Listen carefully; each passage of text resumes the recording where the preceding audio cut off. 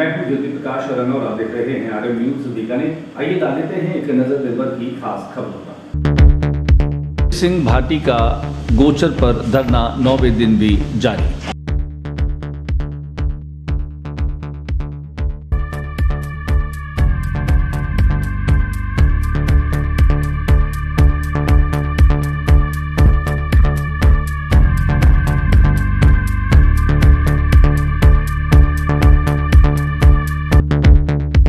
बदरे मौसम बरसात के बाद सड़कों पर छाई धुंध और अलाव सेक रहे हैं लोग।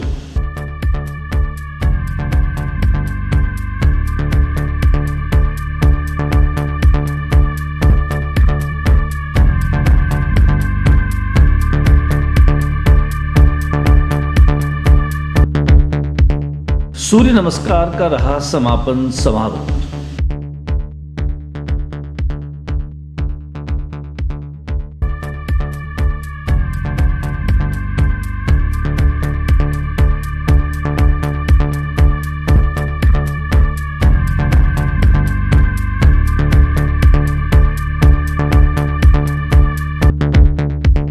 बीकानेर की केईएम रोड टीएमजी पॉइंट बना कीचड़ स्थान, लोगों को भारी परेशानी।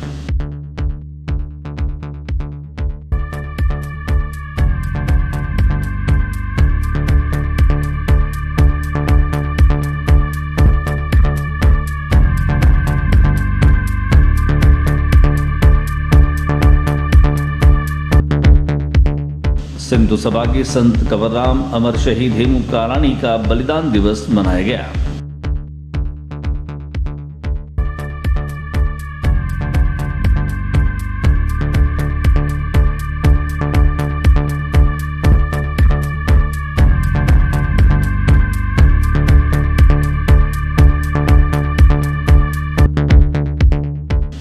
पत्रकारों के अभिनंदन से अभिभूत हुए मेहता, जार ने दी निवर्तमान कलेक्टर नमित मेहता को विदाई।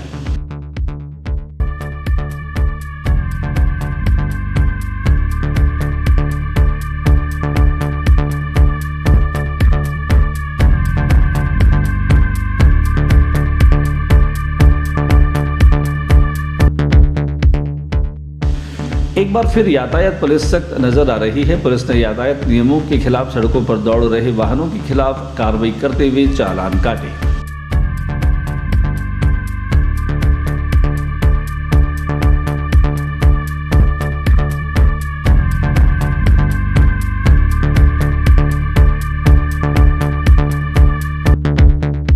एक और मन मुताबिक भाव न मिलना, दूसरी ओर मौसम की मार के चलते मंडी में पड़ी मूंगफली का बारिश में भीग जाने से किसान हुए मायूस।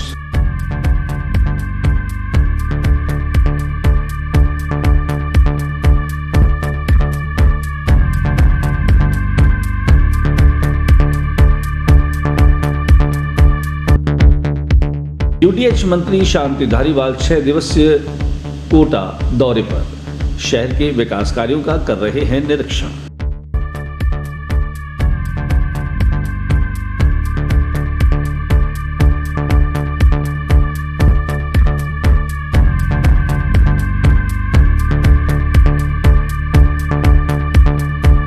और खबरें विस्तार से। सरे नभानिया गोचर भूमि पर पूर्व मंत्री देवी सिंह भाटी लगातार धरने पर बैठे हैं। वहां पर लगातार सत्संग का आयोजन भी किया जा रहा है। अनेक सामाजिक संस्थाएं भी वहां पर पहुंच रही हैं। पूर्व मंत्री देवी सिंह भाटी का ये कहना है कि सरकार को अपनी हर दरिद्रता छोड़नी चाहिए और गायों के चरने की भूमि पर जो पट्टे वितरित किए हैं उन्हें वापस लेना चाहिए। कुल मिलाकर के एक लंबा आंदोलन और एक लंबी मांग पूर्व मंत्री की रही है और वे इस ठंड में भी लगातार धरने पर बैठे हैं। उनके साथ में देव किशन चांडक, इसके अलावा बहुत सारी सामाजिक संस्थाओं के लोग और सामाजिक संस्थाएं वहां पर आ रही है। हालांकि क्षमाराम महाराज भी वहां पर पहुंचे, जहां पर उन्होंने गाय की महत्ता को प्रतिपादित किया।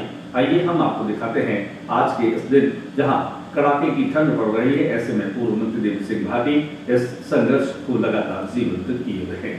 ग्राम पंचायत, तहसीलदार और कलेक्टर के माध्यम से हटवाएंगे और वो पत्र है उसका हमारे पास और वो पूरा बुकलेट है 2011 की एक तरफ तो वो एक अच्छा निर्णय लिया था, पर अपने कहवे जो जेठी तो फुर बैठी।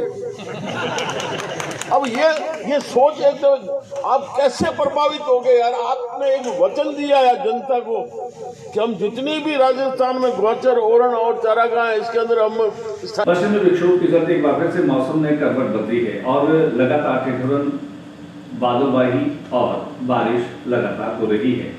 हल्की और मध्यम बारिश के साथ साथ मौसम सर्द बना हुआ है। वहीं दिन में भी आज सूरज बादलों की ऊपर में छिपा रहा, जिससे कि दिन भर ठिठुरन बनी रही। इस ठिठुरन से बचने के लिए लोगों ने दिन में भी आज अलार्म जला रखे थे। आइए हम आपको दिखाते हैं इस सर्द और ठिठुरन भरे दिन की कुछ झलकियां।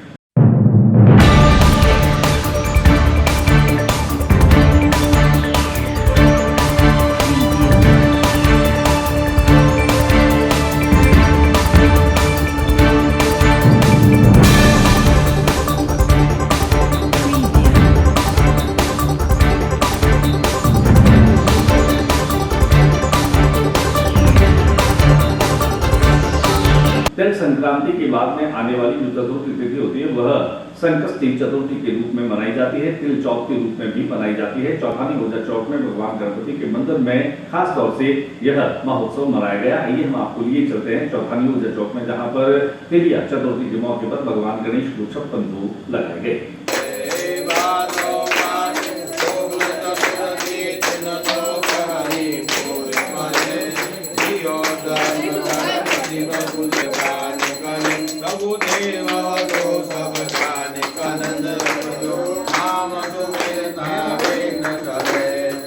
आज माघी चौथ सबसे बड़ी चौथ मानी जाती है, इसलिए बाबा को रिझाने के लिए और संकष्ट चतुर्थी कही गई है, इसलिए बाबा के 56 भोग का प्रसाद का आयोजन हर वर्ष की भांति इस पर भी किया गया है। साल तो 10-15 साल कंटिन्यूस हो गए करते हुए। उद्देश्य यही है कि जैसे अपने शादी विवाह के अंदर ऋतु पे भोग लगाते हैं, वैसे ही बाबा के मन की इच्छा के अनुसार जो अलग अलग भोग लगे वो भी संतुष्ट हो। बीकानेर के केल रोड पर पीएमजी पॉइंट के पास में पिछले काफी दिनों से बीकानेर के लोग देख पा रहे थे कि यहाँ सीवरेज की मरम्मत का कार्य चल रहा है। हालांकि इस निर्माण और मरम्मत के बाद में लोगों को उम्मीद बनी थी कि अब इस सीवरेज की समस्या से लोगों को निजात मिलेगी, लेकिन काम के बाद परिणाम जो है वही ढाक के 3 पात दिखाई दे रहा है। एक बार फिर से पीएमजी पॉइंट के पास में सीवरेज फुल और जाम हो जाने की वजह से पानी सड़कों पर फैल रहा है। अभी वहां पर पूर्व में की गई खुदाई और मरम्मत वाले जो निशान है वो अभी भी बने पड़े हैं और यही कारण है कि यहाँ पर आने जाने वाले लोगों को काफी दुश्वारियों का सामना करना पड़ रहा है। आइए हम आपको दिखाते हैं पीएमजी पॉइंट के पास का वो दृश्य जहाँ पर सीवरेज जाम है।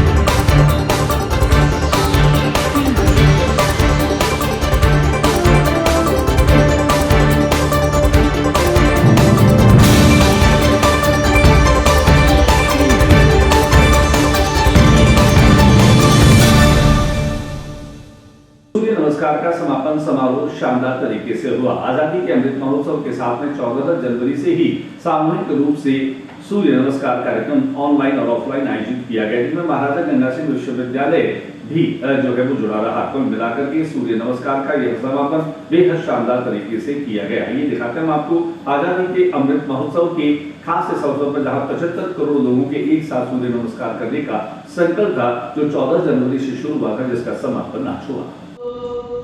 3, 4, 5, 6, 7, 3, 4, 5, 6, 7, 8, 12. Relax. 18वां अभ्यास। 6, 7, 8, 9, 10, 11। सिंधु सभा ने संत कवलाम और अमर शहीद हेमू कालानी के बलिदान दिवस को श्रद्धापूर्वक मनाया। श्रद्धांजलि दी गई। इस मौके पर हेमू कालानी सर्कल पर खासतौर से पटरियों को उखाड़ने वाले दृश्यों को जीवंत किया गया। वहीं सिंधी समाज के अनेक मौजूद लोग उपस्थित थे। उनकी मौजूदगी में शहीद हेमू कालानी संत कवरराम के बलिदान दिवस को श्रद्धापूर्वक मनाते हुए श्रद्धांजलि दी गई। चांद रहेगा, हेमू तेरा नाम रहेगा। भारत माता की जय हो। Bharat.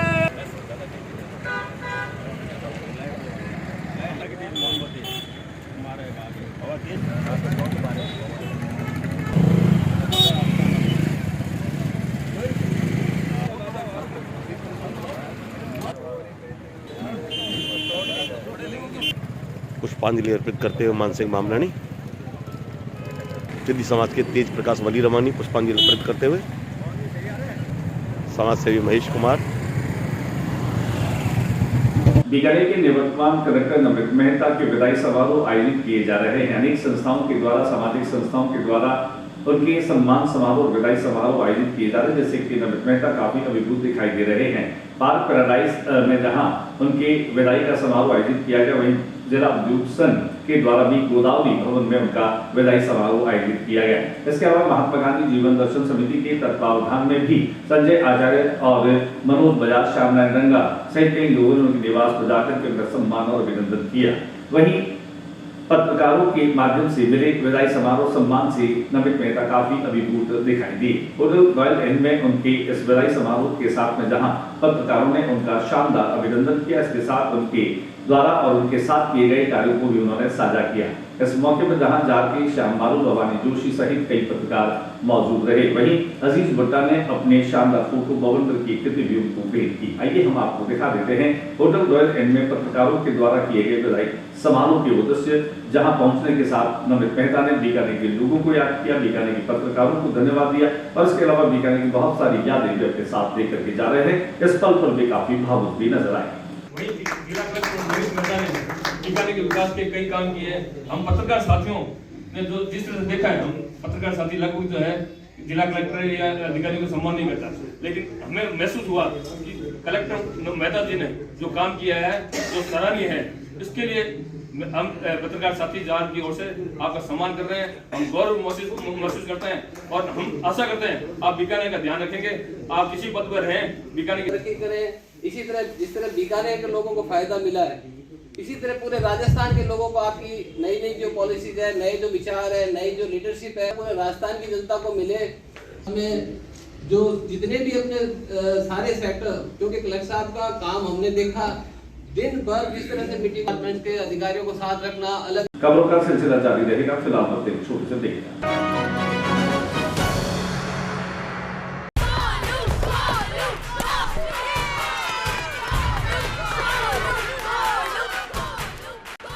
Arjun is batting. Why are we cheering for Golu? He isn't even here. Arey, you don't know. He hasn't come so that we don't get infected. Spread of novel coronavirus disease can be stopped. Staying away from public places when you have fever with cold and cough could stop spreading it. Help us to help you. Visit your nearest health facility if you have cough, fever or difficulty in breathing, or contact helpline number 9111 2397 8046.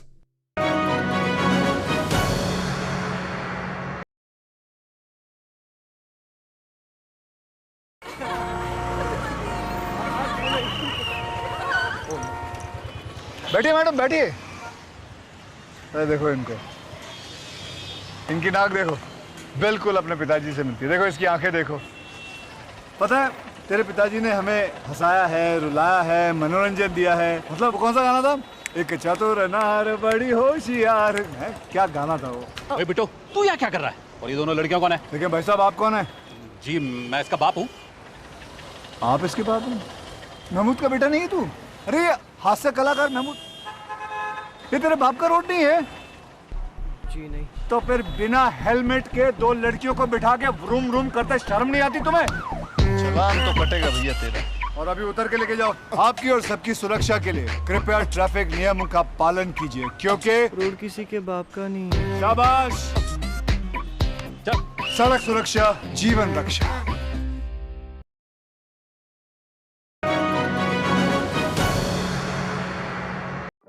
Corona के लक्षण क्या हैं? बुखार, सूखी खांसी, थकान, स्वाद या गंध का ना आना। इसके साथ ही कुछ लोगों में कुछ और लक्षण भी पाए जा सकते हैं, जैसे कि गले में खराश, सर या बदन दर्द, त्वचा पे चकत्ते पड़ना, आंखों का लाल होना या दस्त लगना। अगर आपको इनमें से कोई भी लक्षण हो तो बिल्कुल भी लापरवाही ना बरतें और ये 3 चीजें जरूर करें। बीमारी से परिवार वालों को बचाने के लिए थोड़ी दूरी बनाकर रखें, कोरोना की जांच कराएं और डॉक्टर की सलाह लें। सफाई भी, दवाई भी, कड़ाई भी, जीतेंगे कोरोना से लड़ाई भी।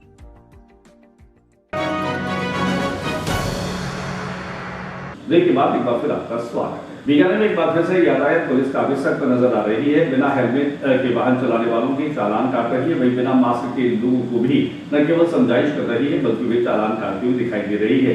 कुल मिलाकर के बीकानेर की यातायात पुलिस जो है वह समय समय पर अपने सख्त रवैये के साथ में लोगों से रूबरू होती है। दिखाते हैं आपको एक बार फिर से वो नजारा जहाँ यातायात पुलिस यातायात के नियमों का पालन करने की समझाइश और उसके साथ नहीं करने वालों के चालान काटती हुई दिखाई दे रही है।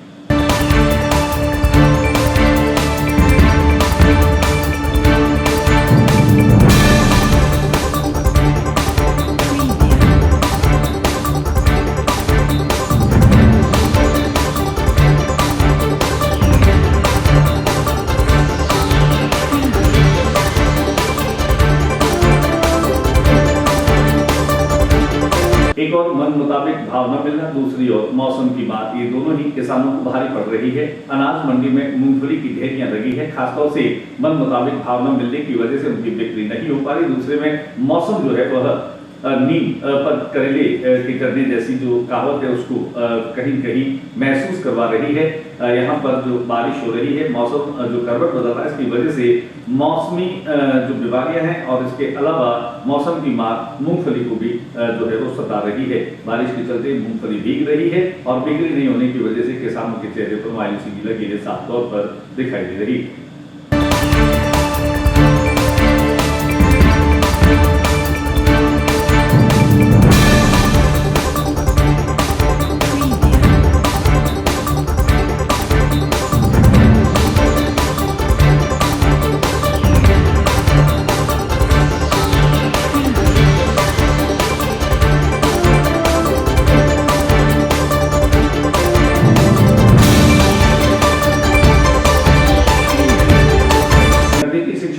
मंत्री डॉक्टर सुभाष गर्ग ने भरतपुर दौरा किया। भरतपुर दौरे के दरमियान उन्होंने आरबीएम अस्पताल की जो अत्याधुनिक मोर्चरी है उसका भी लोकार्पण किया। तकरीबन 7 लाख रुपए की लागत से इस मोर्चरी का निर्माण करवाया गया।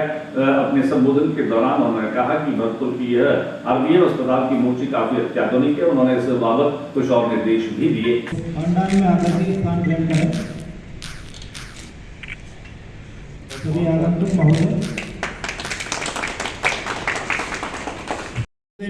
उन सभी हमारी आवश्यकताओं को पूर्ण करने का भरसक लोगों की जिम्मेदारी बनती है कि हम उन सभी संसाधनों का जो माननीय मंत्री महोदय के अथक प्रयासों से सुलभ हुए हैं उनका बेहतर से बेहतर आम जनता के कल्याण के लिए किस प्रकार से उसको मैं कमेंट नहीं करना चाहता हूँ, ब्लेम नहीं करना चाहता हूँ, लेकिन क्वालिटी का ध्यान रखें।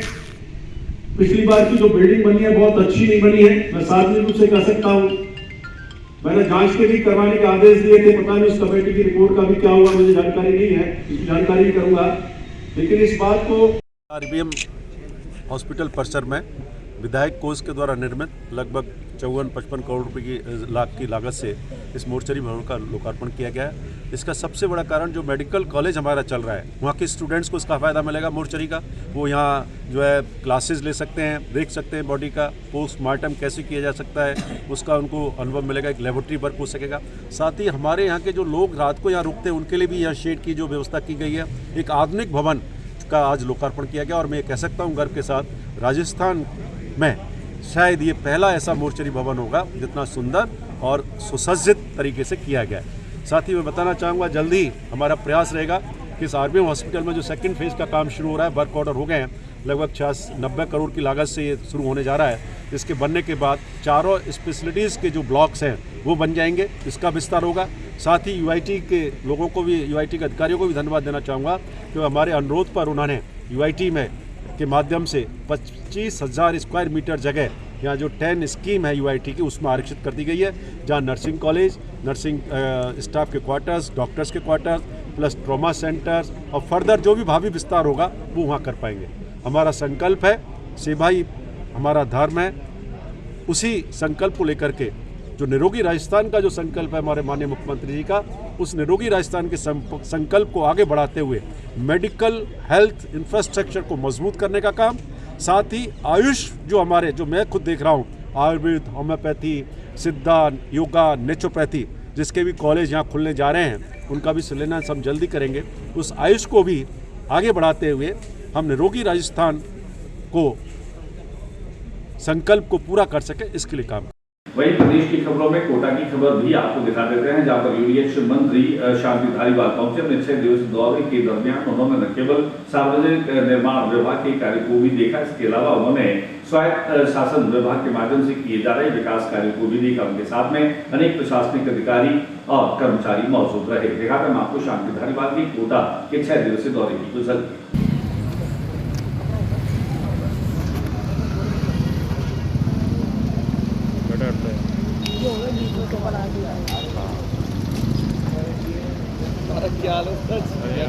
केस किया क्या साला की डेथ हो गई है कब सर नमस्ते सर। ये कलेक्टर साहब ज्वाइन कर लिया आपने? पंडित जी 5 रोज क्या टाइम हो गया? 10:05।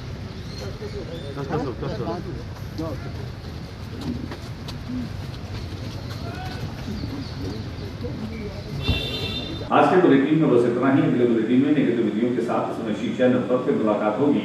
न्यूज रूम से ज्योति प्रकाश रंगा को इजाजत दीजिए। नमस्कार।